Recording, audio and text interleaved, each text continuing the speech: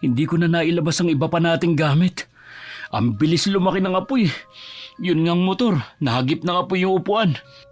Hayaan mo na. Ang importante, ligtas tayo at walang nasaktan. Gamit lang naman yun eh. Makakapagpundar pa tayo. Maraming salamat sa Diyos. Hindi niya tayo pinabayaan. Mabuti na lang, nagising tayo bago pa kumalat ang apoy sa bahay natin. Kumusta na kaya yung mga kakilala natin? Kanina ko pa sila hinahanap eh. Sana ligtas din sila sa kapahamakan. Narinig ko nga pala kanina na pinag-uusapan ng mga taga rito dahil daw sa kandilang napabayaan kaya nagkasunog. Hindi naman blackout ah. Sino naman kaya ang gumamit ng kandila? At saka hindi na uso kandila ngayon. Maliban na lang kapag araw ng undas. Hindi naman kasi lahat ng mga taga rito maganda ang buhay. Inaalam na ng mga taga rito kung sino ang naputulan ng kuryente. Walang may gusto sa nangyari. Huwag na lang sana nilang sisihin ng taong yun. Sigurado naman na nawalan din siya. Ay, saan na tayo tutuloy ngayon? Pansamantala, sa bahay muna tayo ni inay. Sana pumayag ang inay mo. Oo naman. Nasunugan tayo at wala namang ibang mapupuntahan. Nakakaiyak na sa isang iglap. Nawala ang mga pinaghirapan natin at ng iba dahil sa sunog. Hindi madali ang pag-ahon. Sabi nga nila, mabuti pang pagnakawang ka kaysa masunugan. Pero alam ko, makakaya natin muling makabangon. Ang taong sakim ay hindi nakokontento sa kung anong meron siya. Kahit may sapat na, gusto pa rin niyang kunin ang para sa iba. Dahil sa labis na pagnanasa sa pera, nagagawa niyang manlamang at manakit ng kapwa. Pero sa huli, ang kasakiman ay may kapalit na hindi maganda. Magandang araw, Miss Gwen. Tawagin niyo na lamang po ako sa pangalang Lani. 40 years old, may asawa at isang anak. Tubong Isabela pero kasalukuyang nakatira dito sa Laguna. Sumulat po ako para magbahagi din ng sariling karanasan sa inyong channel. Pansamantala lang naman po, Nay. Wala lang talaga kami mapuntahan ni Lani at ng anak namin. Wala namang problema kung dumito kayo. 2 naman ang kwarto sa bahay na ito. Basta lang, huwag kayo magiging pabigat sa akin. Pareho naman kami may trabaho ni Lani, kaya hindi kami magiging pabigat sa inyo. Baka naman sa akin ninyo papaalagaan ang anak ninyo. Hindi, Nay. Pumapasok naman na ang anak namin at saka may nag-aalaga sa kanya. Dinadaanan lang ni Lani sa bahay nung nag-aalaga kapag pauwi na siya. Aba, sosyal naman. May yaya ang anak ninyo. Ay baka lumaki ang spoiled at walang alam sa gawaing bahay. 5 taon pa lang naman po si Seni. Alagain pa po talaga. Kailan nyo naman balak umuwi dito? Mamaya po, dito natutuloy ang mag-ina ko. Ay, total naman, pareho kayong may trabaho na mag-asawa, di kayo nang bahalang gumastos dito sa bahay. Opo, Nay. Kami na muna ang bahala sa inyo ni Lani. Mabuti na yung baliwanag dahil sa lahat ng ayoko, yung makakarinig ako ng reklamo. Hindi naman mareklamo si Lani. Marunong siya makisama. Sa tagal nga naming nakatira doon sa nasunog na bahay, wala pa yung nakagalit na kapitbahay. Ibig mong sabihin, santa ang asawa mo? Hindi naman sa ganon, Nay. Marunong din yung magalit pero napakadalang lang talaga. Meron pa pala akong gustong sabihin sa'yo. Ano yun, Nay? Sa bahay na ito, ako lang ang reyna at wala ng iba. Yun ang unang beses namin makikipisa na mag-anak sa biyanan ko.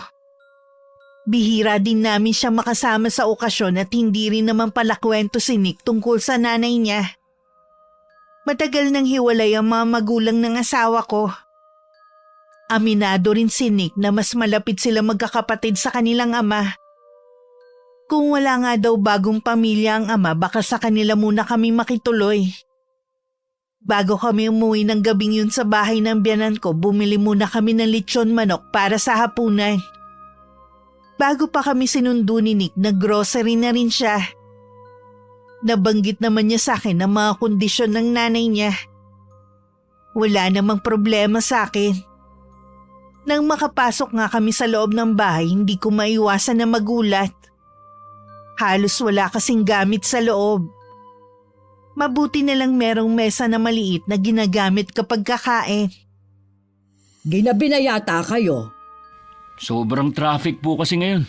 Mano ka sa lola, anak? Ang laki na ng apo ko, ha? Oy, bakit parang hindi mo kahawig itong anak mo, ha, Nick? Nakuha lahat kay Lani. Kahit nga sila ni, hindi kamukha ng batang ito. Nay, may sinaing ba kayo? May dala kasi kaming ulam. Kanina pa ako nakapagsaing, kaya lang para lang sa akin. Magsaing na lang kayo. Akin na yung ulam na dala ninyo at mauuna na muna akong kumain. Kanina pa ako nagugutom Ito po, Nay. Ako na lang ang magsasaing. Wow, lechon manok! Ay, paborito ko to. Kahit yata araw-araw kong ulam ito, hindi ako magsasawa. Kaya nga yan ang binili namin Maiwan ko na po muna kayo, Magsasaing lang ako. Ay, siya nga pala. Tipirin mong paggamit ng gasol, ha? Malapit na kasi yan maubos. Kapag po naubos sa susunod, kami na lang ang bibili. Ay, mabuti naman kung ganon. Kakain na muna ako. Kukuha lang ako ng kanin at sa kwarto ako kakain. Nandun kasi ang TV May pinapanood ako kapag ganitong oras. Nang wala na ang biyanan ko, pinaupo ko muna si Senny sa upuan at binigay ang bagong laruan niya. Nilapitan naman ako ni Nick. Magpahinga na muna kayo ng anak natin sa kwarto. Ako na ang bahalang magbantay sa sinaing. Hindi naman ako pagod Nick, bakit nga pala mag-isa lang ang nanay mo dito sa bahay niyo? Lagi naman siyang pinupuntahan ng mga hipag ko. Nasa malapit lang naman ang bahay nila Di ba pinapadalahan ng pera ng kapatid mong nasa abroad ang nanay mo? Bakit walang gamit ang bahay? Hindi ko nga alam Bala ko ngang itanong kay inay pero sa ibang araw na. Ang nakita ko lang sa kwarto niya, TV at electric fan. Medyo kinakabahan ako sa nanay mo. Ha? Bakit naman? Kasi bihira lang naman natin siyang nakakasama Tapos ito ang unang beses na makakasama natin siya sa iisang bubong. Mabait naman si inay. Basta wag mo lang siyang kukontrahin sa mga sinasabi niya. Huwag kang mag-alala. Wala naman akong balak na agawin ang trono niya dito sa bahay Baka nga 1 o 2 buwan makalipat na tayo. Alam ko naman na makakasundo mo siya. May tiwala naman ako sa iyo Unang gabi pa lang namin sa bahay ng biyanan ko, nakaramdam na agad ako ng pagkaasiwa. Lalo na sa pagsasalita niya. Sinabi ko na lang sa sarili ko, pansamantala lang naman kami sa bahay niyon. Pagkatapos namin makapaghapunan, asawa ko na rin na nagligpit sa pinagkainan namin. Kami naman ng anak ko pumasok na sa kwarto na tutulugan namin. Katre lang pala ang nandun at maliit na kabinet. Sinabi ko na lang sa asawa ko na manghiram ng kumot at unan sa nanay niya. Oy, ingatan niyo yan, ha? Padala pa yan ng kapatid mo sa akin. Pag uwi nun, baka hanapin sa akin yan. Napapahinga na lang ako ng malalim sa narinig kong sinabi ni Nanay Clarita. Nahihiya naman nang umiti sa akin si Nick. Dahil sa pagod sa maghapon na trabaho, mahimbing kami nakatulog ng mag-aama. Kinabukasan naman maaga pa lang gumising na ako para maghanda ng almusal namin gaya ng nakagawian ko na. Ang aga mo namang nandito sa kusina. Nagising tuloy ako sa ingay mo. Pasensya na po kayo, Nay Clarita, kung naistorbo ko kayo. Sa susunod nga magdahan-dahan ka naman. Wala kayo sa bahay ninyo. Opo, pasensya na po talaga. Ano ba yung niluluto mo? Itlog at ham po. Tsaka yung ulam na babaunin ng mag-ama ko. Kaya naman palambang Tirahan mo ko ng niluluto mo, ha? Oo naman po, Nay. Kasama naman talaga kayo Si Nick ba, gising na? Pagkatapos ko pong magluto, gigisingin ko na po sila. Siya nga pala, Dumating kahapon yung bill ng kuryente at tubig. Pwede bang kayo na lang muna ang magbayad? Hindi pa kasi nagpapadala si James sa akin eh. Sige po, Nay. Ibigay niyo na lang sa akin at idadaan ko na sa bayad center mamaya. Oh, salamat Lani ha. Lalabas muna ako. Aabangan ko yung naglalako ng pandesal. Masarap yung sa itlog. Katatapos ko lang magluto nang magising ang mag-ama ko. Pinaupo ko na sila para kumain na. Pinagtimpla ko naman ng kape si Nick na parang inaantok pa. Gising na rin pala ang nanay mo. Mukhang naistorbo ko ang pagtulog niya. Sanay naman yung gumising na maaga eh. Bumalik ba siya uli sa kwarto niya? Lumabas siya para abangan ng naglalako ng pandesal. Tawagin mo na para sumabay na siya sa pag-aalmusal natin. Ay, sige. Oh, ayun na pala, inay. Oh, nag-uumpisa na pala kayong kumain ng hindi man lang ako tinatawag. Hindi pa naman, ay. Tatawagin ko pa lang sana kayo. Nakabili ba kayo ng pandesal? Oo, pero akin lang ito ha. Sige po, Nay. Maupo na ho kayo. Kanin naman po ang kakainin namin eh. Tahimik na kami ng asawa ko habang kumakain. Paminsan-minsan sinusubuan ko ang anak namin. Ang biyanan ko naman panay ang daldal. Ano ba yan, Lani? Bakit kailangan mo pang subukan yung anak ninyo? Ang laki na eh, hindi mo siya hayaang kumain mag-isa. Hinahayaan naman po namin siyang mag-isang kumain. Pero kapag ganito pa kaaga, nabagal po siyang kumain eh. Kaya sinusubuan ko na. Siguro spoiled yung anak ninyo ano? Nag-iisa kasing anak eh. Hindi naman po, Nay. Dapat lang na wag ninyong sanayin na nakukuha ang gusto. Nay, mabait na bata si Zenny. Hindi siya katulad ng ibang bata na alam niyong spoiled sa magulang. Tapos na pong kumain si Zenny. Papaliguan ko lang siya. Maiwan ko na muna kayo. Ay, hindi pa ba marunong maligong mag-isang batang yon? Nay, 5 taon pa lang ang anak namin. Eh yung mga anak nga ng mga taga rito 4 na taon pa lang marunong na maligo at kumain mag-isa. Iba-iba naman ang mga bata eh. Hindi nyo kailangang ikumpara ang apo nyo. Oo na, hindi na. Nang sumahod si Nick ng sumunod na araw, namili kami ng mga damit namin at ibang kailangan. Puro lang kasi bigay ang mga sinusuot namin. Nakita ng biyanan ko ang mga dala naming paper bag nang dumating kami. Habang nasa kwarto ako, narinig kong inuusisa ni Nanay Clarita ang asawa ko tungkol sa pinamili namin. Alam nyo naman na nasunugan kami at walang naisalbang mga damit namin. May sinusuot naman kayo Anong tawag ninyo dyan? Lahat ng damit na sinusuot namin, puro bigay ng mga kaibigan namin ni Lani. Ayun naman pala May mga damit na kayo pero namili pa kayo. Di doble-doble pa ang gastos ninyo. Mga importante lang naman ang binili namin. Bumili rin ba kayo ng kailangan dito sa bahay? Sa 1 linggo na lang ay hindi pa naman nauubos yung huling pinamili. Pambili ng kailangan dito sa bahay wala, pero sa luho meron. Huwag niyo nang intindihin ang gastusin dito sa bahay. Sinabi ko naman na kami na ang bahala ni Lani. Siguraduhin nyo lang talaga dahil hanggat maaari ayaw ni James na may ibang taong nakatira dito.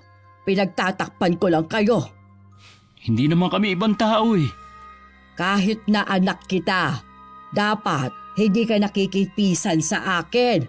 Pamilyado ka na Wala naman talaga kaming balak tumira dito ng matagal. Sabi ko naman sa inyo, pansamantala lang ang pagtigil namin sa bahay na ito. Gusto ko lang laging ipaalala dahil baka mawili kayo dito. Ay, siya nga pala, Nay. Huwag na kayo magluto. May dala kaming pagkain. Isa pa yan sa napansin ko Sa halip na magluto na lang kayo, mas gusto nyo pang bumili ng ulam sa labas. Nahihiya kasi asawa ko na kayo pa magluluto eh. Di siya magluto.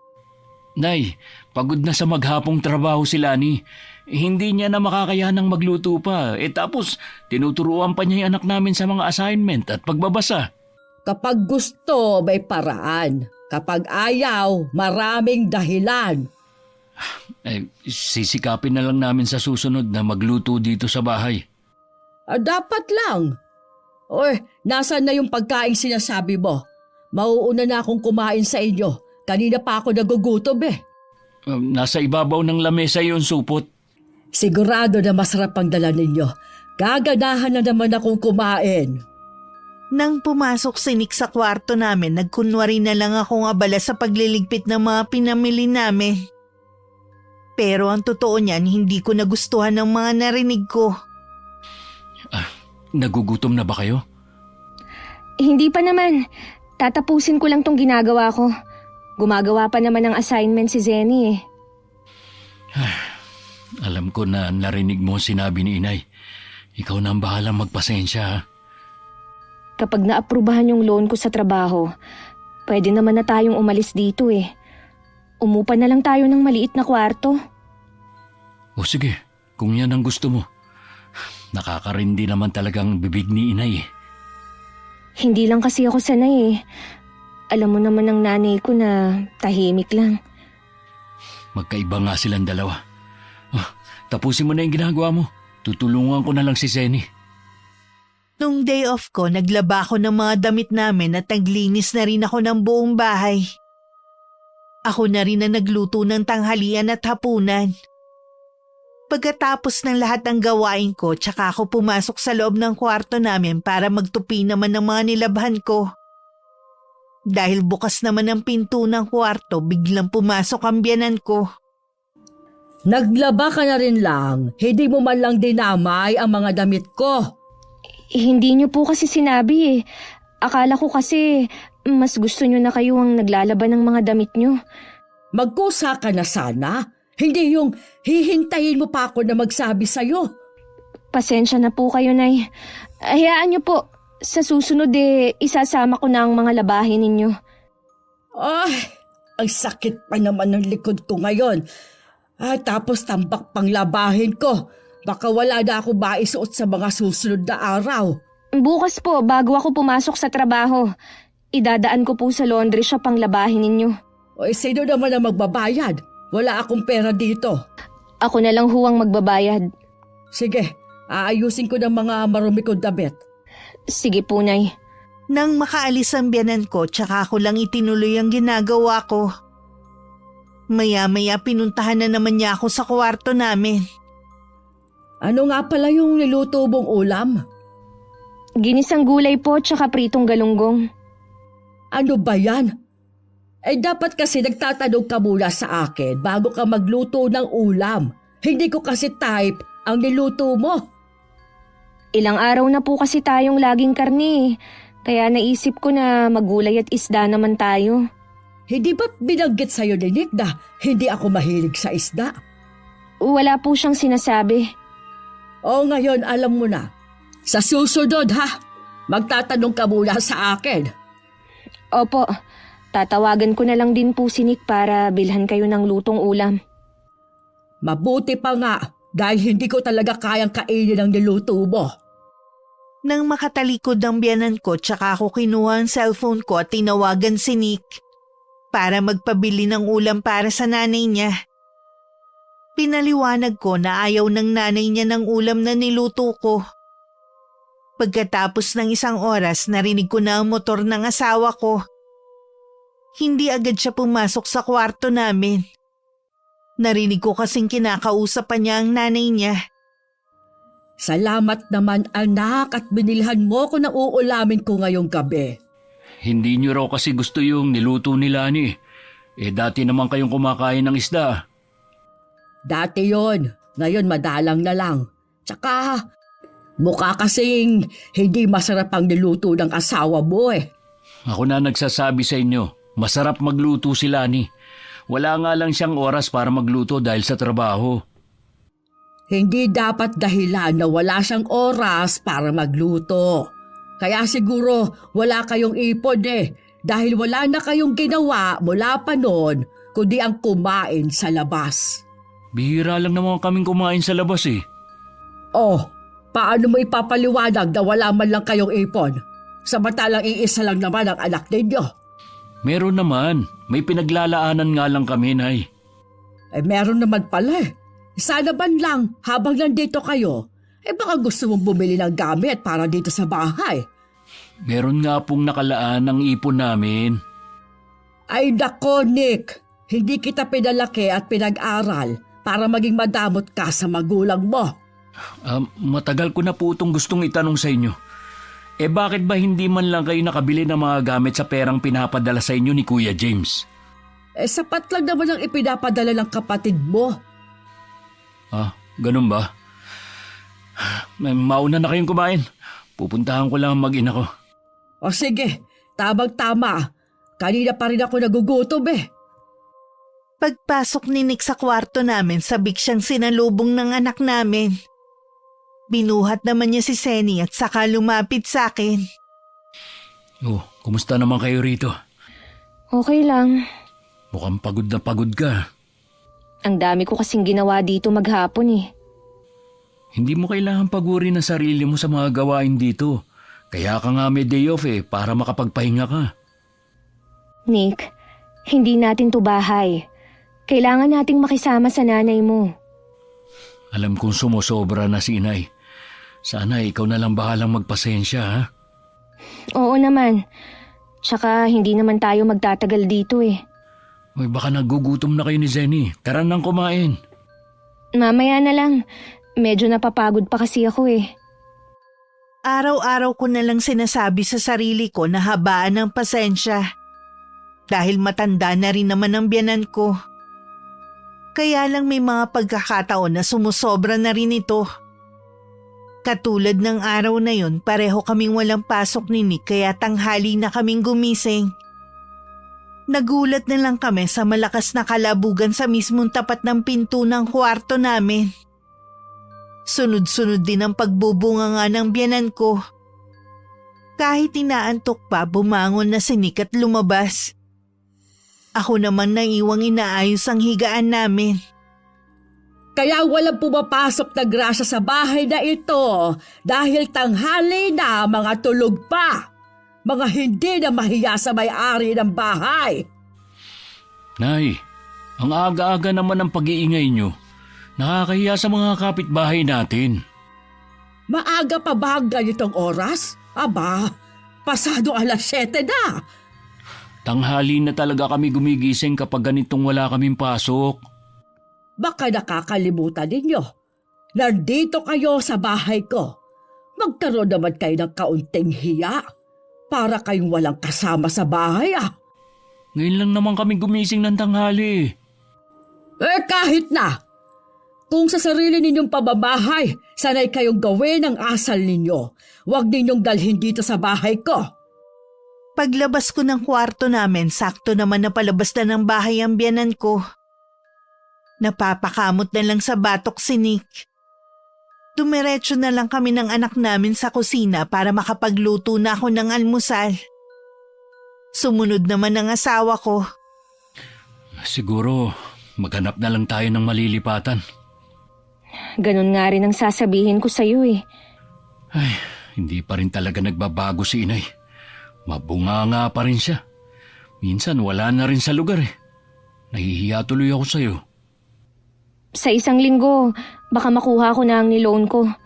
Tumagal lang kasi dahil kasama sa nasunog yung mga dokumento na kailangan ko.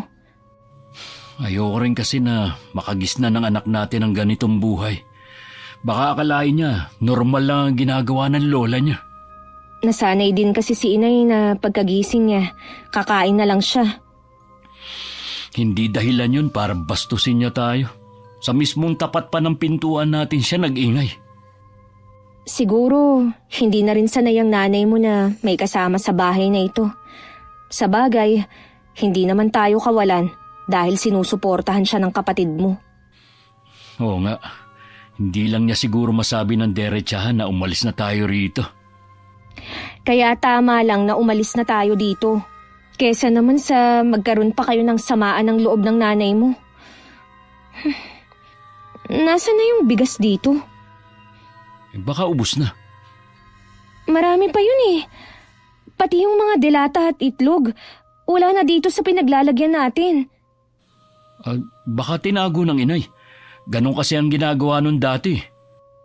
Ako naman ang bumili nun. Mabuti pa, magbihis kayo ni Seni. Sa labas na lang tayo kumain. Mabuti pa nga. Palamigin na muna natin ang ulo ng nanay mo. Nadaanan pa namin ang biyanan ko na may mga kausap sa labas. Sinundan pa niya kami ng masamang tingin habang lulan ng motor. Sa isang karinderya na lang kami nag-almusal. Masyado pa kasing maaga at sarado pa ang mall ng mga oras na yon. Habang naghihintay ng oras, naghanap muna kami ng apartment. May nakita naman kami na sakto sa amin kaya lang sabi ng may-ari 1 buwan pa raw bago mabakante. Nagsabi na lang kami na babalik pagkatapos ng 1 buwan para tingnan kung bakante na. Buong maghapon din kami namasyal at gabi na nakauwi. Akala namin malamig na ang ulo ng biyanan ko. Hindi pa pala. Pagdating namin nanermo na agad siya. Pinapasok na lang kami ni Nick sa kwarto namin at siya na ang humarap sa ina. Talaga bang ganyan ang mga ugali ninyo, ha? Binabastos nyo na ako sa sarili kong pamamahay. Ano bang kinagagalit nyo? Bakit bigla na lang kayo umalis nang hindi malang nagpapaalam? Kaya po kami umalis muna para lumamig ang ulo nyo. At saka, wala naman kaming gagawin dito eh. Anong wala? Naipon ng mga gawaing bahay dito sa bahay tapos sasabihin mong walang gagawin. Alam nyo naman na pareho kaming may trabaho ni Lani. Ginagawa naman namin lahat para magawa ang mga gawain dito sa bahay. Kita nyo naman, bago kami umalis sa umaga, may pagkain na kayo. Asawa ko na rin ang naglalaban ng mga damit nyo. Wala na nga kayong ginagawa dito sa bahay eh. Ako pa ngayon ang sinusumbatan mo, ha? Buti nga kayo, puro pasarap lang sa buhay. Sigurado ako na masyal at kumain na naman kayo sa restaurant. Samantalang ako, wala man lang kayong iniwan na pagkain. Wala sana kaming balak umalis ng mag-ina ko. Pero kayo itong nagtago ng bigas at grocery na binili ng asawa ko. Ano gagawin namin dito? Gagawa ng gawaing bahay habang kumakalam ang sikmura? Kaya ko lang naman itinago para hindi maubos. Tayo lang naman na nandito eh. Kahit na maubos yun, kami naman ang bumili at hindi kayo. Pati pagkain ng anak ko, tinago nyo.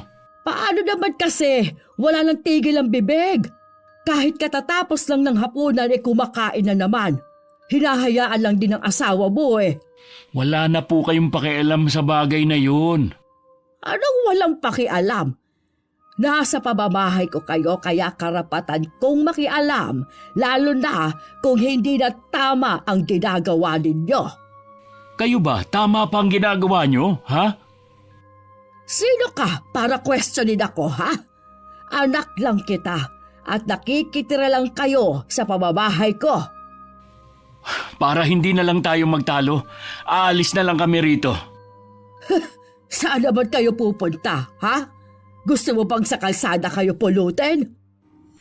Mas mabuti pa nga sigurong sa kalye na lang kami kesa sa bahay na to. Aba, Nick! Ang yabang mo naman! Wala ka nga maipagmamalaki kundi ang motor mo! Ang dami ko pang narinig ng mga binitiwang salita si Nanay Clarita. Pero hindi na sumagot ang asawa ko. Ilang sandali lang pumasok na sa kwarto namin si Nick na problemado ang itsura. Tuloy pa rin sa pagbubunga nga ang biyanan ko na alam naming sinasadya na lang para marinig ng mga kapitbahay. Ayusin mo na yung mga gamit natin. Aalis na tayo ngayong gabi. Saan tayo pupunta? Kahit sa mumurahing hotel muna tayo magpalipas ng gabi. Magtatanong-tanong na lang ako sa mga kakilala ko kung may alam silang maliit na kwarto na pwede nating upahan. O sige, aayusin ko na. Pasensya ka na ha. Nagkamali ako ng desisyon na dito tayo tumira. Naisip ko kasi na ayos lang kay inay dahil mag-isa na lang siya dito sa bahay. Naisip ko bigla, kaya pala sa loob ng ilang linggo natin dito, hindi man lang dumadalaw ang mga hipag mo Kahit nasa malapit lang ang mga bahay nila. Dahil siguro sa ugali ng nanay mo. May sasabihin ako sa'yo. Ano yun? Dahil sa ugali ni inay, kaya siya iniwan ni Itay noon. Ang ugali rin niyang yun, ang dahilan kung bakit gusto ng mga kapatid ko na malayo ang trabaho nila. Kaya pala sabi mo, lahat kayo malapit sa inyong ama. Halata naman kasi sa tatay mo na mabait siya at maging ang kinakasama niya. Lagi pang mainit ang pagtanggap sa atin tuwing pumupunta tayo sa kanila. Kung hindi nga lang nakakahiya na sumiksik pa doon, sa kanila na lang sana tayo lumapit. Pagsamahin na lang natin yung maliit na ipon natin para makaupa na tayo ng bahay. Tsaka na lang ang mga gamit. Mahirap man, pero kakayanin natin to na magkasama. Nang gabing yun, nag-alsabalutan kami. Kinatok namin ang biyanan ko sa kwarto niya para magpaalam ng maayos pero walang sumasagot. Hindi namin alam kung lumabas ba siya o ayaw lang talaga niyang sumagot. Alis na po kami, Nay. Salamat sa pagpapatiray niyo sa amin dito. Mag-iingat kayo. Nasa labas na kami nang lumapit ang hipag ni Nick na si Ate Bea. Inalok kami na dun muna sa kanila magpalipas ng gabi. Siya ang asawa ni Kuya James na sa Korea nagtatrabaho.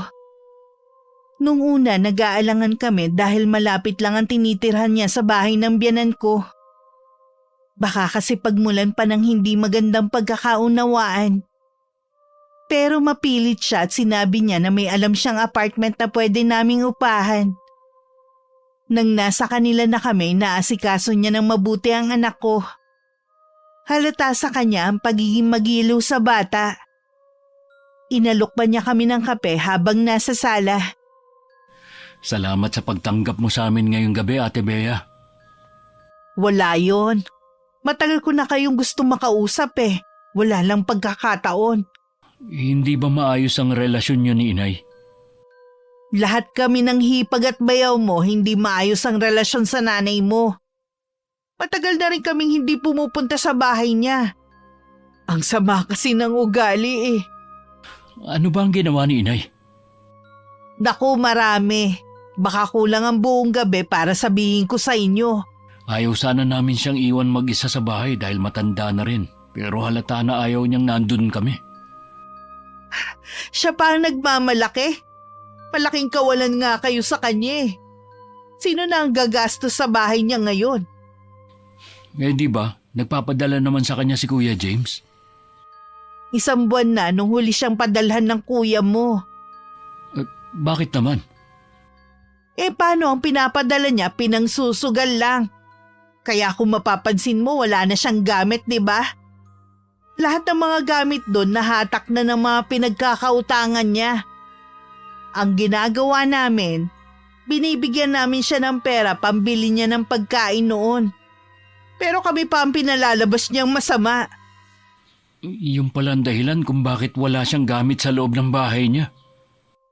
Pinamamalita pa niya dito na pabigat daw kayo sa kanya dahil nasunugan kayo. Siya daw ang gumagastos. Siyempre yun ang paniniwalaan ng mga taong walang alam. Kaya nga gusto ko kayong balaan eh. Kaya lang lagi naman nakabantay si Nanay Clarita. Mula nang tumira kami sa bahay niya, kami na ang gumagastos. Gustuhin man naming umupa agad. Nahihirapan kami dahil naubos lahat ng gamit namin. Eh kung gusto niyong umupa, wag niyong intindihin ng mga gamit. Mapapahiram ko naman kayo. Alam ko kasi na mahirap magsimula eh. Maraming salamat sa iyo, Ate Bea. Kung ano-ano ang paninira ng nanay mo kay James tungkol sa inyo eh. Mabuti na lang tinatanong muna ako ng asawa ko kung totoo ba. Salamat sa pagtatanggol mo sa amin, ha? Wala yun, no? Hindi naman ako papayag na mag-aaway kayo ng mga kapatid mo dahil lang sa kasinungalingan ng nanay mo. Uy, Lani, tahimik ka dyan. Huwag ka mahiya dito sa bahay, ha? Medyo nagulat lang talaga ako na ganun pala si Nanay Clarita. Kahit anong mabuting gawin mo sa kanya, hindi niya yun nakikita. Ate, saan ba yung sinasabi mong apartment? Dito lang yun malapit sa bahay. Ang totoo niyan kami ang nagmamay-ari nun. Doon muna kayo kung gusto nyo. Alam ko kasing mahihiya kayong tumigil dito sa bahay Hindi ko alam na nakapagpundar na kayo ni Kuya James. Hindi nga alam ng nanay mo. Akala niya nung ginagawa ang apartment na yun sa pinsan ko. Nasa abroad din kasi yun. Huwag kayong mag-alala. Mura ko lang ipapaupa sa inyo. Huwag niyo na lang sabihin sa ibang tenant ha. Ngayon pa lang ate, nagpapasalamat na ako sa'yo. Wala yun. Baka gusto niyo na magpahinga. Bukas na lang tayo magkwentuhan ulit. Habang nasa trabaho kami mag-asawa, nag-chat sa akin si Ate Bea na pinalinis na niya ang apartment at dinala na rin ang mga gamit doon. Sobra talaga ang pasasalamat ko sa bilas ko. Kahit bihira lang kami magkita noon, hindi ko alam na tutulungan niya kami. Nung gabing nasa apartment na kami mag-anak na pag-usapan ulit namin ni Nick ang nangyari. Salamat talaga at mabait ang hipag mo. Kung hindi dahil sa kanya, malamang hanggang ngayon, naghahanap pa rin tayo ng malilipatan. Mababait naman talaga sila Akala ko nga nung una, hindi ko sila makakasundo dahil hindi nga sila pumupunta sa inyo. Yun pala, umiiwas lang sila. Nag-aalala pa rin ako kay inay na mag-isa na lang siya sa bahay niya. Kung gusto mo siyang puntahan at bigyan ng pera, hindi kita pipigilan. Hindi naman namin siya pwedeng pabayaan. Mag-uusap din kami magkakapatid kung anong mabuting gawin. Dapat lang na pag-usapan ninyong magkakapatid yun. Nanay niyo pa rin siya. Hindi pwedeng ikaw lang ang aako ng responsibilidad sa kanya. Huwag na nga muna natin siyang pag-usapan. Maliwalas tong apartment. Sana dito na tayo swertihin. Kahit saan naman tayo tumira, magaan ang pera sa atin. Siguro dahil pareho tayong masipag at walang inaagrabyadong tao. Oo nga. Konti na lang pala ang gamit na bibilhin natin. Unti-unti, may ibabalik din ang mga nawalang gamit sa atin dahil sa sunog. Kung tutuusin, maswerte pa rin tayo kumpara sa mga kasamahan natin na nasunugan. Yung ibang araw, nakatira pa rin sa tent sa basketball court. Hindi naman kasi sapat yung nakuha nating tulong sa barangay natin Sinabi mo pa, lalo na dun sa malalaki ang pamilya. Pasalamat pa rin tayo dahil nakatanggap tayo ng tulong. Inaantok na ako. Mabuti pa matulog na tayo. Maaga pa ang gising natin bukas. 1 linggo na kami sa apartment na inuupahan namin nang biglang sumulpot ang biyanan ko. Nagkataon na may pasok ang asawa ko ng araw na yon kaya kami lang ni Sunny ang nasa bahay. Pinapasok ko naman siya. Inilibot niya ang paningin sa paligid at sa mga gamit namin. Kung wala pang nagchismis sa akin hindi ko pa malalamang dito pala kayo lumipat. Si Ate Bea po ang nagturo sa amin dito. Bastos din kayo mag-asawa, Pagkatapos ko kayong patuloyin sa bahay ko, hindi man lang kayo nagpasalamat sa akin bago umalis. Ni paalam, wala man lang. Kinatok po namin kayo sa kwarto ninyo, pero hindi kayo sumasagot. Sana hinintay niyo pa rin ako. Hindi yung basta-basta na lang kayong aalis. Pasensya na kayo, Nay. Akala namin, narinig niyo ang pagpapaalam namin 1 linggo pa lang kayong nakakalipat. Kumpleto ng gamit ninyo. Akala ko ba wala kayong pera? Nag-loan po ako, kaya ako nakabili ng ilang gamit namin. Kaya siguro kayo nagmamadaling umalis sa bahay ko.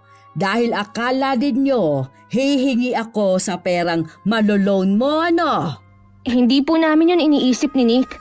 Yun lang din kasi ang hinihintay namin para makabukod na. Sa tingin mo'y maniniwala ako sa'yo, ha? Noong una pa lang kitang makita, alam ko nang may kadamutan ka. Hindi po totoo yan. Anong hindi? Kita naman talaga sa hilat siya ng pagmumukha mong pagiging madamot. Wala na ho ba kayong sasabihin? Ako kasi marami pa akong gagawin Bumalik na lang kayo kapag nandito na si Nick. Bastos ka talagang babae ka! Hindi ko alam kung ano bang nagustuhan sa'yo ni Nick. Hindi ka naman maganda at maitim ka pa nga! Huwag niyo po sanang sagarin ang pasensya ko. Ginagalang ko kayo. Pero sana naman, umasta kayo ayon sa edad niyo. Kayo na nga itong may atraso sa akin. Ikaw pang nagmamataas ngayon. Kaya siguro kayo nasurugan at nawala sa inyong lahat para magising kayo sa pagiging mapagmataas ninyo. Sige na ho, umalis na kayo. Baka ipatawag ko pa ang may-ari nitong bahay para siya ang magpaalis sa inyo. Hindi ako natatakot sa may-ari ng apartment na ito. At kung sino man siya, hindi pa tayo tapos. Hindi ako papayag na mag-reinahan ka dito. Ay, salamat naman. Umalis na siya. Hindi ko na tuloy mapigilan ang pagkulo ng dugo ko sa biyanan ko. Nung dumating si Nick, hindi na rin ako nagulat sa sinabi niyang tumawag sa kanya ang nanay niya. At nagsumbong sa kanya na binastos ko raw siya. Bahala ka na kung maniniwala ka sa nanay mo. Basta wala akong ginagawa sa kanya. Sinabi ko lang naman sa'yo na tumawag siya sa akin. Hindi naman sa naniniwala ako. Buti kung hindi ko siya kilala. Alam niya na nasa trabaho ka, tatawag siya. Mabuti sana kung emergency. Ikaw na lang sana ang bahalang magpasensya. Alam mo naman na matanda na siya eh. Ano pa nga ba ang ginagawa ko? Kahit nga binabaliktad niya tayo, iniintindi ko na lang siya. Pero sana naman, huwag niya akong insultuhin sa sarili nating pamamahay. Sinabihan ko na rin siya na huwag nang pupunta rito. Sana naman sumunod siya, dahil ayokong ma-stress sa kanya. Timing lang talaga na day off mo nung pumunta si inay. Buong araw na nga akong wala sa mood eh. Bilis mo yata mairita ngayon. Hindi lang yun, ang bilis ko ring mapagod. Wala rin akong ganang kumain. At parang may hinahanap akong lasa ng pagkain. Bakit kaya? Baka sa pagod na rin. Hindi naman kasi biro nangyari sa atin eh. Ganito kasi ako nung buntis kay Zenny. Ha? Posible ba na buntis ka? Hinala pa lang naman ang sakin. Palagay ko nga buntis ka. Magiging tatay na uli ako. Magkakaroon na ng kapatid si Zenny. Hindi pa naman ako sigurado, Nick. Bibili nga sana ako kanina ng pregnancy test eh. Parang wala na ako sa mood lumabas. Sana nag-chat ka sa akin kanina. Nawala na rin sa isip ko eh. Bukas na lang ako bibili nun. Excited na tuloy ako malaman. Huwag mo muna palang babanggitin kay Zenny ah. Gusto ko kasing makasiguro muna. Alam mo, nararamdaman ko na buntis ka nga. Kinabukasan nakumpirma ko na buntis ako. Sa sobrang saya ni Nick, nagiya siyang kumain kami sa labas. Kahit si Senny tuwan-tuwa dahil magiging ate na nga raw siya. Pareho na nga sila nag-iisip ng ipapangalan na malakas kong tinawanan. Pagdating namin sa bahay, nadatnan namin ang biyanan ko na nasa labas ng apartment namin. Hindi na maipinta ang mukha nito at mukhang kanina pa naghihintay. Lumapit ang anak ko para sana magmano pero hindi niya inabot ang kamay niya. Pumasok na lang kami ni Senny sa loob at naiwan naman sa labas ang mag-ina. Nakita mo ng kabastusan ng asawa mo? Parang hindi akong nakita at tuloy-tuloy lang pumasok. Kayo ang bastos eh. Nagmamano yung apo nyo sa inyo. Hindi man lang nyo pinansin. Sigurado ka bang apo ko batang yon ha? Anong ibig nyo sabihin? Matagal ko nang pinaghihinalaan na hindi mo anak ang batang yon, Nick. Niwala nga akong maramdamang lukso ng dugo eh. Anak ko si Senny, Nay. Wag na wag niyong pagdudahan yun. Bakit hindi mo man lang kamukha ang bata? Hindi rin kamukha ng nanay niya. Dahil yun ang gusto niyong makita. Marami nagsasabi sa akin na kamukha ko ang anak ko. Bukod tanging kayo lang ang nagsasabi niyan. Bahala ka kung yan ang gusto mong paniwalaan. Basta ako, sigurado ako na hindi ko siya apo. Pinaghihinalaan niyo bang nanlalaki ang asawa ko? Hindi ka na kasi siguro dyan sa asawa mo. Malay mo, May lalaki siya sa trabaho niya. Nay, kung wala kayong sasabihing maganda sa asawa ko, wag na kayong pumunta rito. Aba. Pinagtataasan mo na ako ng boses ngayon. Dahil sumusobra na kayo. Ganyan din ang ginawa ninyo sa mga hipag ko eh. Ngayon naman sa asawa ko. Gaano mo ba kakilala ang asawa mo, ha? Alam ko, ilang buwan pa lang kayong magkarelasyon doon. Pinakasalan mo na kaagad siya. Sigurado ako na pinikot ka lang niya. Tumigil na nga kayo sa walang basehan na bintang nyo. Nakakahiya sa asawa ko na naging mabuti naman ang pakikitungo sa inyo. Anong mabuti? Binastos nga ako ng babae yun nung galing ako dito. Hindi yun gagawin ni Lani. Mas pinaniniwalaan mo pa ang babaeng yun kaysa sa sarili mong ina? Huwag naman sana kayong manggulo rito. Bigyan nyo naman kami ng kahihiyan. Mas iniintindi mo pang sasabihin ng ibang tao kaysa sa nararamdaman ko at kung anong dahilan kung bakit ako nandito ngayon. Ano ba ang kailangan nyo? Lahat kayong mga anak ko, kinalibutan na ako. Hindi man lang ninyo iniisip kung may kinakain pa ba ako. Kung pera ang kailangan nyo, bibigyan ko kayo. Hindi nyo kailangan mag-iskandalo rito. Kahit kailan talaga, hindi nyo na ako pinahahalagahan bilang nanay ninyo. Huwag na kayong magdrama. Oh, ito na ang pera. Ito lang? Mag-uusap pa kami ng mga kapatid ko kung paano namin kayo susuportahan. Hindi naman kasi pwede na isa lang ang magbigay sa inyo dahil lahat kami pamilyado na. Tama nga ang sinasabi nila. Kayang alagaan ng isang ina ang 10 anak. Pero kayo, nagtuturuan pa kung sino magbibigay. Lahat kami magbibigay sa inyo. Sige na, umuwi na kayo. Tatandaan kong pagtataboy mong ito sa akin. Samantalang kayo, tinanggap ko sa bahay nung wala kayong masilungan. Huwag niyo na po sanang isumbat yon. Dahil alam nyo na tumulong din kami sa gastusin sa bahay nyo. Sa sobrang inis ng asawa ko, hindi na niya hinintay na makasagot ang nanay niya. Pumasok na rin siya sa loob ng bahay. Nang silipin ko ang biyanan ko sa may bintana, nakangisi pa itong nagbibilang ng pera. Napapailing na lang ako na lumayo sa bintana. Malakas ang pakiramdam ko na magiging problema namin ang biyanan ko. Alam ko na lagi na siyang pupunta sa bahay para manghingi ng pera. Nang sumunod na day off ko, pinuntahan ako ni Ate Bea at dinalhan ng prutas. Pinalita ko na kasi sa kanya na buntis ako. Tuwang-tuwa nga din siya sa nalaman at nagsabi na dadalaw kapag wala akong pasok. Tuwang-tuwa siguro mag-ama mo, no? Sinabi mo pa, ate. Nag-iisip na nga ng ipapangalan eh. Mas excited pa pala sa'yo. Nakakatuwa naman. Alam na ba ni Nanay Clarita? Parang ayoko ngang ipaalam sa kanya eh. Bakit naman? Paano kasi? Iniisip niya na anak ko si Zenny sa ibang lalaki. Sa'yo naman pala niya ginawa. Huwag ka magugulat kung naipagkalat na niya sa buong lugar natin na anak mo si Zenny sa ibang lalaki. Ganyan din ang ginawa ng demonyong biyanan natin sa akin at sa mga bilas natin. Talaga? Oo. Kulang na lang kamo, sungay at buntot sa kanya sa sobrang sama ng ugali. Kaya ikaw huwag kang papaapekto sa kanya, ha? Baka mamaya kung ano pang mangyari dyan sa pinagbubuntis mo. Parang ayoko na tuloy siyang harapin kapag pumunta siya rito. Pwede naman, no? Lalo na buntis ka.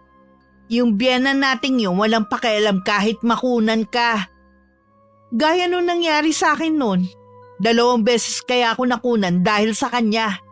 Grabe pala, no? Hindi na siya naawa. Wala naman talagang awa ang matandang yun eh. Gusto niya lahat na lang pabor sa kanya. Kakausapin nga pala ni Nick ang mga kapatid niya tungkol sa pagsuporta sa nanay nila. Wala namang problema sa akin. Sa mga bilas natin siya magkakaproblema dahil napuno na sa kanya. Baka hindi pumayag ang mga yun na Magbigay ng pera sa matandang yun. Pagbigyan na lang sana nila para wala ng gulo. Hindi naman kasi natin sila masisisi. Sa bagay nga, mas matagal nyo na siyang nakasama kaysa sa akin eh. Hindi ko naman alam ang hirap na pinagdaanan ninyo. Ang mga apo ba niya sa inyo, hindi rin niya pinapansin? Hindi rin, dahil hindi naman daw niya mga apo. Kaya hindi rin siya pinapansin. Siya nga pala, malapit na ang birthday ng bunso ko. Debut niya kaya maghahanda ako. Lahat ng taga rito imbitado. Maliban lang sa biyanan natin at yung mga alipores niya. Baka pag-initan ka na naman niya kung hindi mo siya iimbitahin. Wala akong pakialam kahit magsumbong pa siya sa asawa ko. Ayoko talaga na imbitahin siya dahil sisirain lang niya ang araw na yon.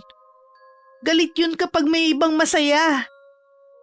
Sa pakikipagkwentuhan ko kay Ate Bea, ang dami kong nalaman tungkol sa masasamang ginagawa ng biyanan namin. Mabuti na lang pala umalis na kami sa bahay niya. Kung hindi nga lang ako nahihiya kay Ate Bea, sasabihin ko na lang kay Nick na lumipat na kami ng mauupahan. Yung malayo sa nanay niya. Maliban kasi sa nahihiya ako sa bilas ko, bihira lang ang ganong paupahan na maganda at mura. Kailangan din kasi namin mag-ipon lalo na buntis ako. Nang sumunod na day off ko, hindi nakapunta si Ate Bea, busy daw kasi siya sa pag-aasikaso ng birthday party ng anak. Gusto ko sanang tumulong pero tumanggi siya, baka mapagod lang ako. Nang day off ni Nick, niyaya ko siyang pumunta ng mall para bumili ng regalo. Namasyal na rin kami at kumain sa labas. Pagdating namin, nakaabang na naman ang biyanan ko sa may pintuan ng apartment namin. Wala na ba kayong gagawin kundi ang mamasyal at mag-shopping, ha? Wala na ho kayong pakialam kung ano man ang gawin namin.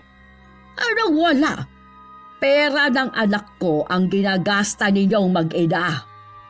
Sigurado po ba kayo na pera ni Nick ang ginagastos namin? Baka nakakalimutan ninyo. May trabaho din ako. Oo nga. Kaso kulang pa sa luho mo at ng anak mo. Bakit pa pati sarili naming pera pinakikialaman ninyo? Kung nandito po kayo para humingi ng pera kay Nick, umuwi na lang kayo at wala siyang ibibigay sa inyo. Aba! Mabuti pa, Lani, pumasok na kay ni Senny sa loob. Ako na lang makikipag-usap kay inay. Sige, bilisan mo lang at magbabalot pa tayo ng regalo. Regalo? Ay, bakit kayo magbabalot ng regalo? Hindi niyo ba alam na malapit na ang birthday ng bunsong anak ni Ate Bea? Inimbitahan pala kayo ng babaeng yon. Hindi niya kasi ako sinabihan eh. Sa bagay, kahit nakakasalubong kong mga anak niya, hindi naman ako pinapansin. Paano kasi hindi niyo naman sila tinuturing na apo? Sa inyo na rin ang galing na hindi niyo sila apo at maging ang anak namin ni Lani. Maniniwala lang ako na anak mo ang batang yon kung meron kang ipakikitang resulta ng DNA sa akin. Kung gagawin ko yan, para ko na rin pinagdudahan si Lani. Kaduda-duda naman talaga siya. Wag niyo na uling babanggitin na hindi ko anak si Senny kung ayaw niyong magalit na talaga ako sa inyo. Oo na. Kaya pala ako nagpunta dito para itanong kung anong napag-usapan ninyo ng mga kapatid mo. Si Kuya James lang ang pumayag. Hindi pumayag ang iba ko pang mga kapatid dahil masama pa rin ang loob nila sa inyo dahil sa mga ginawa niyo sa mga hipag ko. Mga walang utang na loob! Pagkatapos ko silang palakihin, ito pa bang igaganti nila sa akin? Magbago na kasi kayo, inay. Ilang taon na lang ang ilalagay niyo sa mundong ito. Ayaw niyo pang magpakabait? Bakit ako kailangan magbago? Dapat ang mga kapatid mo sinasabihan mo yan. Pagkasyahin niyo na lang kung magkano ibibigay namin ni Kuya James. Sa ngayon, wala akong may bibigay. Wala pa akong sahod eh. Wala kang pera. Pero nakapag-shopping kayo. Pera ni Lani yung pinanggastos namin. Mas malaki kasi ang sahod ni Lani kaysa sa akin. Ay di humingi ka sa kanya. Mag-asawa naman kayo eh. Nakakahiya po. pagkatapos niyo siyang pagsalitaan ng hindi maganda? Ano? Hahayaan mo na lang ba akong magutom? Malaki yung binigay ko sa inyo noong nakaraan ah. Saan nyo na naman ba dinala yung pera? Wala ka nang pakialam kung anong ginagawa ko sa pera ko. Basta't magbigay ka na lang sa akin dahil obligasyon mo yon sa akin, ha, bilang anak ko. Napilitan na lang magbigay si Nick dahil ayaw din naman umalis ng nanay niya sa tapat ng pinto namin. Napapailing na lang ako sa mga narinig kong usapan nila. Hindi ko alam kung saan ba kumukuha ng kapal na mukha ang nanay niya. Nakarating na rin sa akin ang mga chismis na ipinagkakalat ng biyanan ko. Katulad ng kinokontrol ko daw ang asawa ko sa pagbibigay ng pera sa kanya. Madamot daw ako at bastos na manugang. At ang ikinasasama ng loob ko ang pagkakalat niya ng chismis na marami daw akong lalaki. Kaya duda siya kung apo nga ba niya si Senny. Kay Ate Bea ko na lang sinasabi ang sama ng loob ko sa biyanan namin. Ganun talaga siya. Mahilig magkalat ng kasinungalingan para masira ang isang tao. Kaya nga binalaan na kita umpisa pa lang para maging handa ka. Hindi ko rin kasi maiwasan na maapektuhan lalo na pagdating kay Zenny. Nakakagalit naman talaga eh. Minsan naiisip ko nga na mabuti na rin magkasala basta makaganti lang sa matandang yon. Sa totoo lang matagal na akong nawalan ng respeto sa kanya. Dahil sa mga ginagawa niya. Naiisip ko nga na lumipat na lang ng ibang matitirhan. Basta malayo sa kanya. Kung yan ang tingin mong makakabuti, mahirap nga kasi na malapit kayo sa kanya. Kahit gusto ko na dito lang kayo sa malapit, hindi naman kita pwedeng pigilan. Salamat ate, naiintindihan mo ko. Hindi pa naman namin napag-uusapan ni Nick ang tungkol dito. Plano ko nga na maglagay ng gate sa buong compound eh. At bibigyan ko na lang ng tig-iisang susi ang mga umuupa para wala nang makakapasok lalo na ang demonyo nating biyanan. Magandang ideya rin yan. At saka, may kumakatok. Sino kaya yan? Huwag ka nang tumayo. Ako na ang magbubukas. Si Ate Bea na lang ang lumapit sa may pinto at binuksan yun. Pagkabukas, lumingon pa siya sa akin na nanlalaki ang mga mata tsaka humarap muli sa taong nasa labas. Huwag kang humarang sa may pinto! Papasukin mo ako! Hindi po kayo pwedeng pumasok dito na walang pahintulot ni Lani. Anong hindi pwede? Umalis ka sabi! Aray, bakit po ba kayo nanunulak? Bagay lang yan sa'yo! Ano na naman po ba ang kailangan ninyo? Kailangan ko ng pera. Para po kayong may patago Meron naman talaga. Di ba? Ikaw ang humahawak ng pera ng anak ko, kaya ibigay mo sa akin. Wala po akong perang ibibigay sa inyo. Kaya umalis na kayo. Sinungaling ka! Hindi ako aalis dito hanggat hindi mo ibinibigay ang kailangan ko. Wala po kayong karapatan na basta na lang pumasok dito. Baka gusto nyo makasuhan ng trespassing. Ano bang pinagsasabi mo, Bea? May karapatan ako ditong pumasok kahit anong oras. Akala mo yata, hindi ko malalamang anak ko ang nagpagawa ng apartment na to. Kapal din ang mukha mo para itago to sa akin. Pag-aari lang po namin to ni James at wala kayong karapatan dito. Umalis na kayo bago pa ako magpatawag ng tanod para sila ang magpaalis sa inyo. Gawin mo! Hindi ako natatakot! Sinusubukan niyo talaga ako Tinawagan nga ni Ate Bea ang kapitan sa lugar at humingi ng tulong. Hindi naman makapaniwala ang biyanan namin na magagawa nga yun ng bilas ko. Ilang sandali lang dumating na ang mga tanod. Galit na galit naman si Nanay Clarita. Pulang-pula ang mukha nito sa galit sa amin. Magbabayad kayo sa ginawa ninyong ito! Hindi ko makakalimutan ang pamamahiyang ginawa ninyo sa akin! Ay, dapat lang nga napalagyan ko na to ng gate. Grabing abala na kasi ang ginagawa niya eh. Pati mga ibang nangungupahan na iistorbo na niya. Kaya nga kapag nandito siya, nahihiya kami sa mga katabi namin eh. Lagi kasing malakas ang boses niya, kahit kalmado naman namin siyang kinakausap. Sa ginawa kong yun sa kanya, siguro madadala na siya. Sana nga. Para makasiguro tayo, magpapalagay na rin ako ng gate. Pagkatapos ng birthday party ng anak ko pauumpisahan ko na. Kung malalagyan na ng bakod at gate ang buong compound, baka hindi na rin kami matuloy na lumipat. Ang gusto ko lang talaga hindi makapasok ang biyanan ko. Nang makauwi si Nick, nagtanong siya kung ano nangyari kanina. Alam ko na agad na nagsumbong sa kanya ang nanay niya. Pinaliwanag ko naman ang nangyari at pagkatapos nun wala na siyang tinanong. Parang nasasanay na rin kasi ito sa nanay niya. Dumating ang araw ng birthday ng anak ni Ate Bea. 3:00 ang umpisa ng program. Doon ko rin nakilala ang ibang kamag-anak ni Nick. Nandun din ang biyanan kong lalaki at ang kinakasama niya.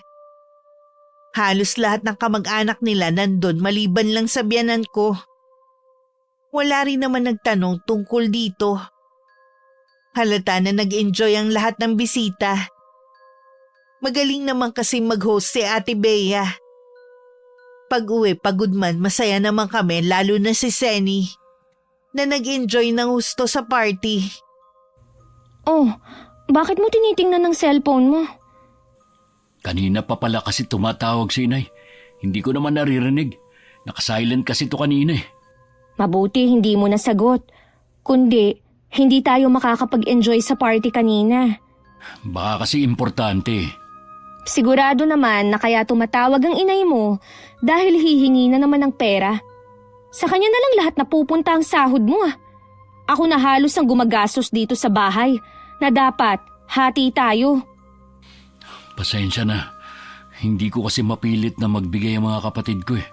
Kahit magkano lang sana. Kasalanan din naman kasi niya eh. Ang sama kasi ng ugali ng nanay mo. Alam ko naman yun. Pero sabi mo nga, nanay pa rin namin siya. At wala namang problema sa'yo kung magbibigay ako sa kanya. Ang problema nga, abusado ang nanay mo. Sabi ko magbigay ka. Hindi ko sinabing ibigay mo lahat ang sahod mo. Nahihirapan nga ako mag-budget dahil ayaw akong tulungan ng mga kapatid ko. Bigyan mo lang siya ng saktong halaga. Hindi yung kapag hihingi sa'yo, bibigyan mo kahit kahihingi lang. Oo na, huwag ka na mainis dyan. Baka mamaya makasama pa sa inyo ni baby ang inis mo. Mapapaanak talaga ako ng wala sa oras dahil sa nanay mo eh. Oras na may masamang mangyari sa anak natin dahil sa mga ginagawa niya. Hindi ko siya mapapatawad. Kahit ikaw. Huwag mong isipin na may masamang mangyayari sa inyo ng anak natin. Paano hindi ko iisipin? Wala nang ginawa ang nanay mo kundi ang mag-eskandalo dito sa tinitirhan natin. Huwag kang mag-alala. Kakausapin ko siya. Lagi mo namang kinakausap eh. Pero hindi nagtatanda ang nanay mo. Kahit hindi siya magtanda, pagsasabihan ko pa rin siya. Sasabihin ko na nagdadalang tao ka at maselan ng kalagayan mo. Kinabukasan, pareho kaming walang pasok ni Nick. Hindi pa rin ako bumabangon dahil mabigat ang pakiramdam ko. Siya na lang ang nag-asikaso sa pagkain ni Senny. Ako naman hindi pa makakain. Nagpaalam siyang lalabas para maibili ako ng pagkain ko. Pupuntahan na rin daw niya ang nanay niya. Maya-maya naman bumuti na ang pakiramdam ko. Nagtimpla na lang ako ng gatas dahil pakiramdam ko masusuka ko kung kakain ako agad. Nick! Oh, saan kayo pupunta? Ay, di sa inyo. Ang aga-aga, manggugulo na naman kayo sa apartment namin. Paano hindi mo sinasagot ang tawag ko? Nasa birthday party kami ng apo nyo, kaya hindi ko alam na tumatawag kayo. Apo ko? Hindi nga ako inimbita eh. Paano kasi dahil sa ugali nyo? Nasagad na rin sila sa inyo eh. Ang sabihin mo, mga matataas na ang tingin nila sa sarili. Hindi na marunong tumingin sa pinanggalingan, lalo ng mga kapatid mo. Hindi na ako kinikilala na magulang. Alam nyo na hindi naman yan ang dahilan. Nandun nga si Itay eh. Paanong hindi na sila marunong lumingon sa pinanggalingan? Ha? Nandun din ang tatay mo at yung kabit niya? Opo, kung hindi ganyan ang ugali nyo, nandun din sana kayo. Ako lang palang hindi inimbita. Kaya pala nandito ako para sabihin na wag na kayong pupunta sa apartment namin. Sino ka naman para pagbawalan ako? Si James ang nagpagawa ng apartment na yon, kaya may karapatan ako doon. Wala kayong karapatan doon, lalo na ang manggulo. Baka sa susunod, pulis na ang dumampot sa inyo. Kahit anong pananakot mo, hindi mo ako mapipigilan sa pagpunta sa tinitirhan ninyo. Nay, buntis si Lani at masela ng kalagayan niya. Dahil sa ginagawa nyo, sumasama lagi pakiramdam niya. Maawa naman kayo sa kanya at sa magiging apo nyo. Buntis na naman ang babaeng yon. Opo, kaya nakikiusap ako sa inyo. Natigilan nyo na ang pagpunta roon. Hirap ka na nga sa obligasyon mo sa akin eh. Nagdagdag ka pa ng isa pang paalamunin. Hindi ka nag-iisip. Ano sinabi nyo? Ay bakit? Totoo naman.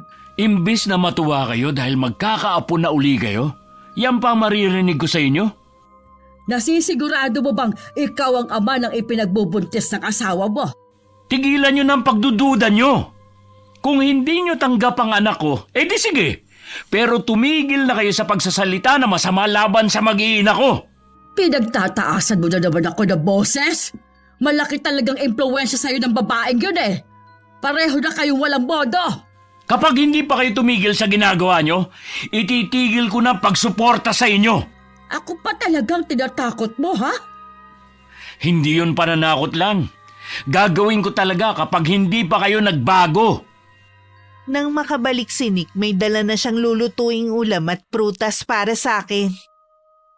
Sinabi rin niya na nagkausap na sila ng kanyang ina. Palagay daw niya hindi na ito manggugulo. Dahil tinakot niyang ititigil ang pagsuporta kung patuloy na pupunta dito sa apartment. Para ako nabunutan ng tinik sa lalamunan. Sa wakas matatahimik na rin ang buhay namin. Nang linggong yun, inumpisahan na rin ni Ate Bea ang pagpapalagay ng bakod sa paligid. Maraming trabahador lagi ang nandun para gumawa. Madalas din na nandun ang bilas ko para bantayan ng mga yon. Pasensya ka na ha. Sana hindi ka naiingayan sa mga gumagawa. Hindi naman. Kapag nasa loob ng bahay, hindi namin dinig ang ingay nila. Ilang linggo lang naman yan tapos na. Sa palagay ko naman, hindi na pupunta rito si Nanay Clarita. Binigyan na kasi siya ng ultimatum ni Nick eh. Na kapag nanggulo pa siya rito, hindi na siya magbibigay ng pera. Hindi yata kilala ni Nick ang nanay niya eh. Kahit paulit-ulit mong takutin ng matandang yun, hindi yun titigil no. Magpapalamig lang yun tapos manggugulo na naman. Ganun ang ginawa niya sa aming lahat. Hindi na nga lang siya makapanggulo sa bahay dahil tinaasan ko na ang bakod. Ay, hindi ko na alam ang gagawin ko, Ate Bea. Kaya nga palalagyan natin ng bakod ang buong compound para hindi na siya makapasok eh. Tapos mag-alaga kayo ng aso, yung matapang para matakot. Ayoko namang mag-alaga ng matapang na aso. Kahit ganun kasama ang biyanan natin, ayoko na makagat siya. Biro lang yun. Hindi naman tayo kasing sama niya, no? Oo nga. Pero may hangganan ng pagiging mabait ko. Huwag niya sana akong sagarin. Paano ka ba magalit? Tingin ko sa'yo hindi ka marunong magalit. Hindi mo magugustuhan na makita, ate. Ganun ba? Sana nga wag ubusin ng biyanan natin ang pasensya mo. Iba nga daw kasi magalit ang mga mababait. Mainit na dito sa labas. Tara na muna sa loob. para makapagmeryenda na rin. Sige, kanina pa nga ako nagugutom eh. Mahigit 1 linggo na rin hindi pumupunta ang biyanan ko sa amin. Mukhang gumana ang ginawa ni Nick. Tansya ko rin 1 linggo pa tapos na ang ginagawang pagbabakod sa paligid. Nagdagdag pa kasi ng 2 tao si Ate Bea para mapabilis ang trabaho. Napakabait talaga ng bilas ko. Kapakanan ko lagi ang iniisip niya. Nalilibang din ako kapag nasa bahay dahil nandun siya lagi. Maaga ako umuwi ng araw na yon. May overtime kasi si Nick sa trabaho. Dinaanan ko na rin si Senny bago nag-grocery para sa linggong yon. Pagdating sa apartment, naabutan namin na pinapagalitan ng biyanan ko ang mga trabahador. Anong nangyayari dito? Sino ang nagbigay ng pahintulot na palagyan ng bakod ng compound na ito, ha? Si Ate Bea po ang nagpapagawa niyan. Karapatan naman namin yun bilang may-ari. Wala kayong karapatan na basta nalang pagalitan ng mga tauhan niya. May karapatan ako dahil anak kong nagpagawa ng apartment na ito. Tsaka, bakit ipinagtatanggol mo mga taong ito? Siguro, mga lalaki mo sila, no? Malandi ka talaga. Kahit sino na lang pinapatulan mo. Kung hindi pa po kayo aalis, tatawag na ako ng pulis. Ay, di tumawag ka. Akala mo ba matatakot mo ko, ha? Umamin ka. Sino sa kanilang ama nang dinadala mo? Hindi po ba kayo titigil, ha? Hindi talaga ako titigil hanggat hindi ka hinihiwalayan ni Nick. Hindi kayo bagay ng anak ko dahil marumi kang babae. Pumasok na lang ako sa loob ng tinitirhan namin. Iniwan namin siya sa labas na patuloy sa pagdadaldal ng kung ano-ano laban sa akin. Tinawagan ko si Ate Bea at ipinaalam kong nandito ang biyanan namin. Agad naman siyang pumunta. Kahit narinig ko na ang boses niya, hindi na rin ako lumabas para makisali pa. Naninikip din kasi ang dibdib ko at naninigas ang tiyan. Ano bang ginagawa niyo rito? Anong karapatan mo na palagyan ng gate ang lugar na ito?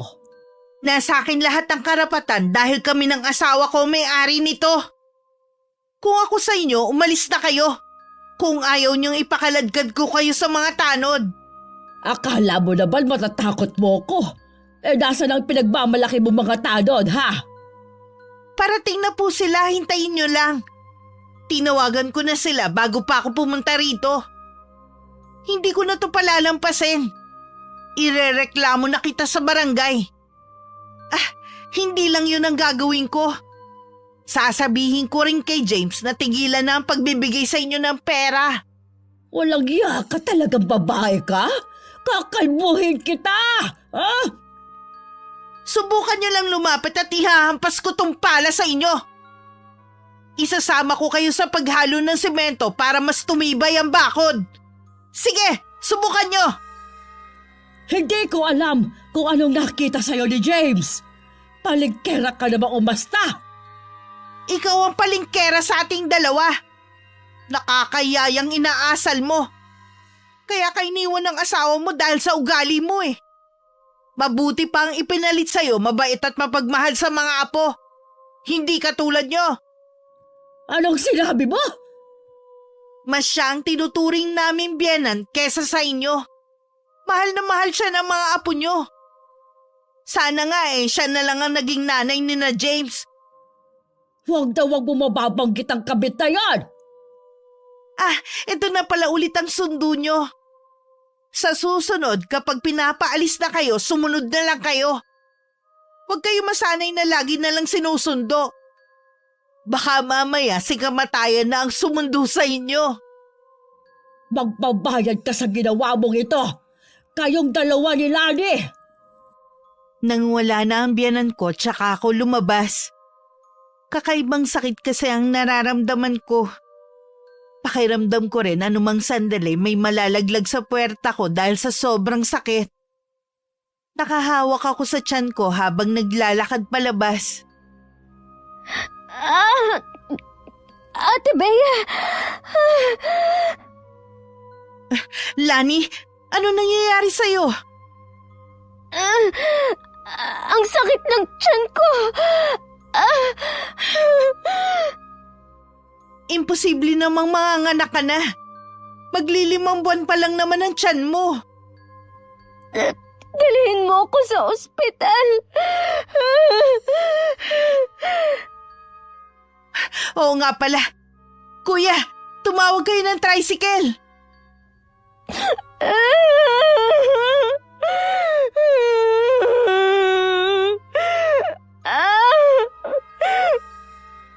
Maupo ka muna dyan ha. Tatawagin ko ang mga anak ko para pumunta rito. Sila na muna ang magbabantay kay Zenny. Huwag naman sanang mawala ang anak namin ni Nick.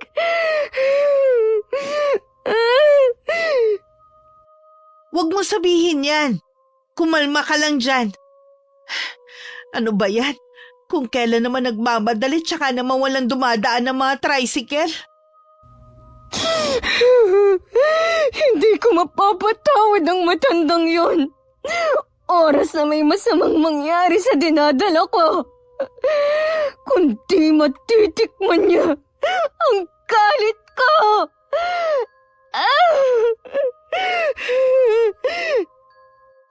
Nauna pang dumating ang dalawang anak ni Ate Bea para bantayan ng anak ko.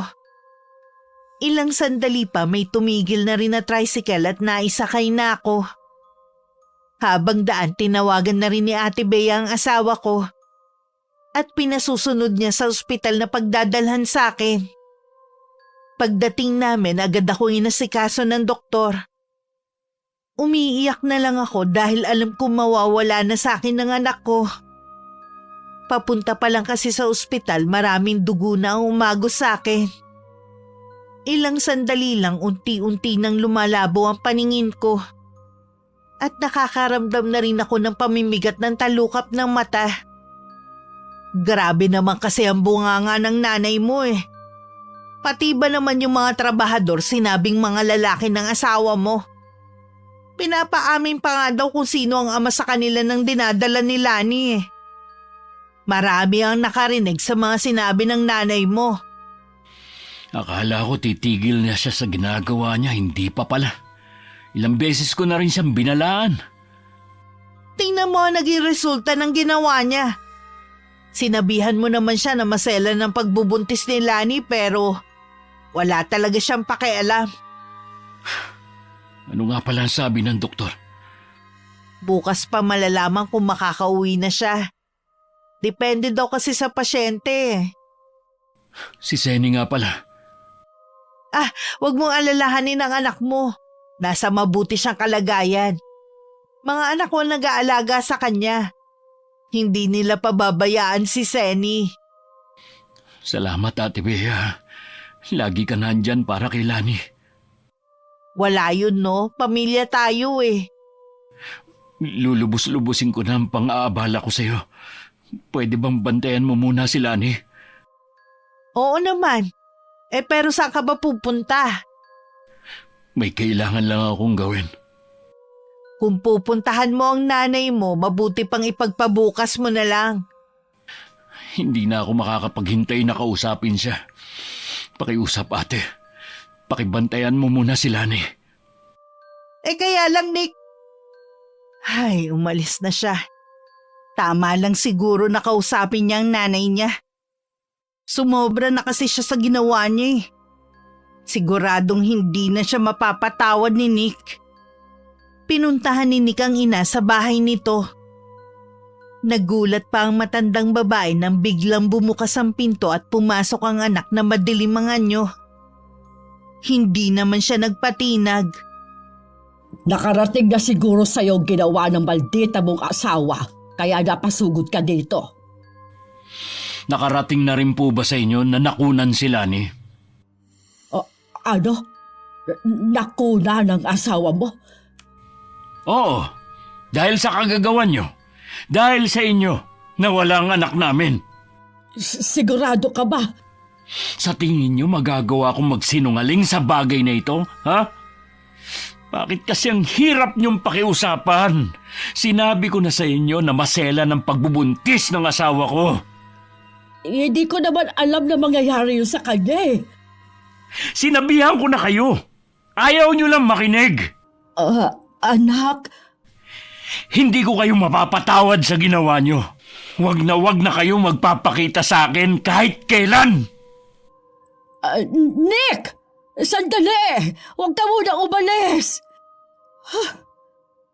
Malay ko ba na makukunan si Lani? Nang magising ako sa ospital, iyak na lang ako ng iyak nang makumpirma kong nawala ang anak namin. Kahit nang makauwi na ako sa apartment, wala rin akong tigil sa pag-iyak. Hanggang isang araw nagpaalam ako kay Nick na uuwi muna sa probinsya. Ang sabi ko 1 linggo lang at babalik din ako.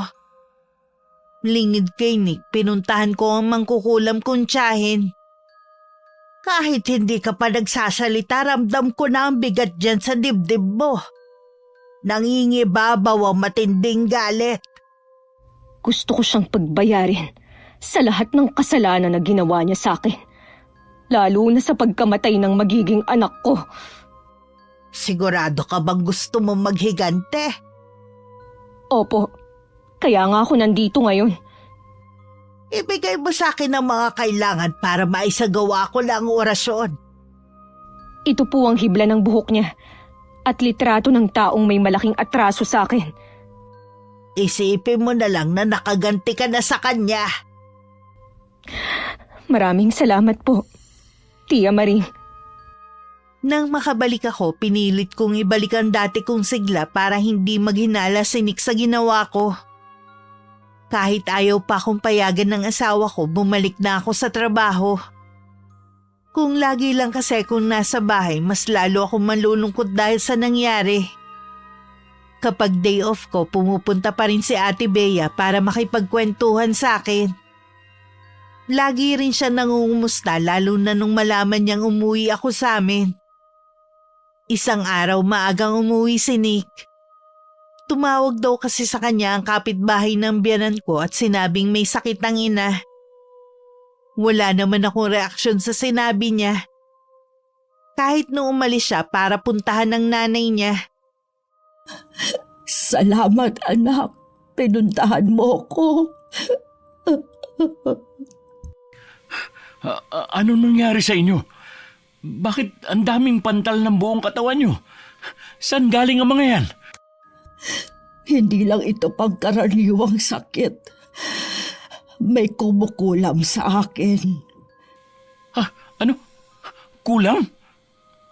Kagabi pa ako sumusuka ng mga insekto.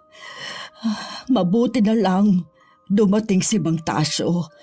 Pero hindi niya maalis ang sumpang bumabalot sa akin. Ang asawa mo nagpakulam sa kanya. Pansamantala ko lamang inalis ang sakit na nararamdaman ng nanay mo. Pero anumang sandali pwede itong bumalik. Ang tanging pagpapatawad lamang ng asawa mo ang makapagpapawala ng bisa ng orasyon. Imposibleng magawa ni Lani na ipakulam kayo.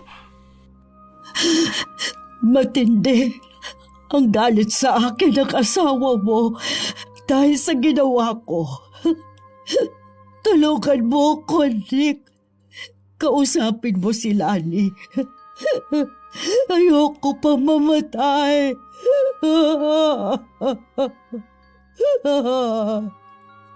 Kung hindi magagawa ng asawa mo na patawarin si Clarita, pwede niyang ikamatay ito.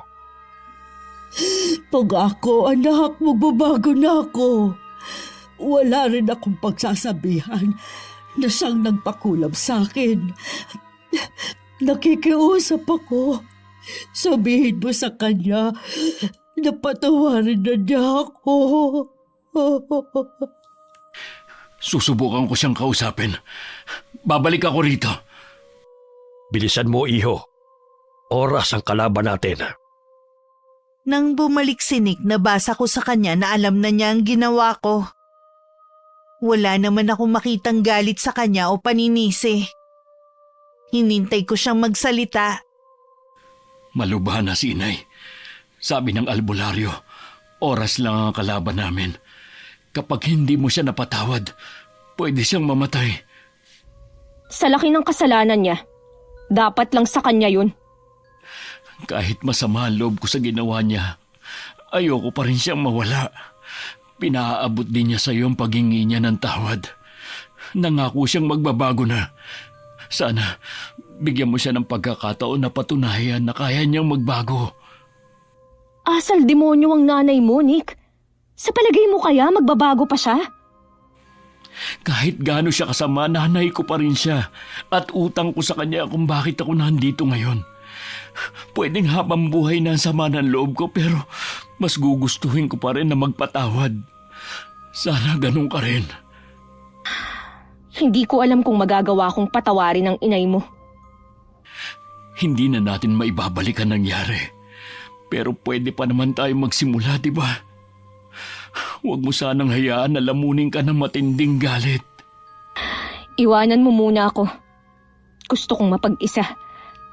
Balikan mo na lang ang nanay mo. Baka yun na ang huling sandali na makakasama mo siya. Walang nagawa si Nick kundi balikan ng ina. Naiwan naman ako nag-iisip. Muli kong binalikan ang mga masasamang ginawa ng biyanan ko sa akin. Kung itutuloy ko ang paghihigante, wala na rin akong pinagkaiba sa kanya. Demonyo ang tingin ko sa kanya dahil sa kasamaan niya. Pero naisip ko wala rin akong pinagkaiba o mas masahol pa. Dahil ang kulam galing sa demonyo. Napahagulgol na lang ako ng iyak sa napagtanto kong maling nagawa. At paulit-ulit na tinawag ang Diyos. Nick! Magaling na ako! Bumalik na kayo sa dati.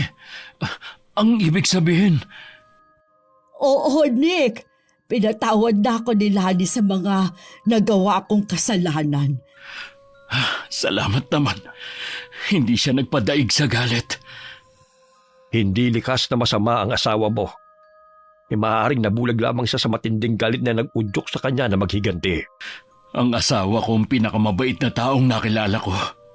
Gusto ko siyang personal na pasalamatan at humingi na rin ng tawad.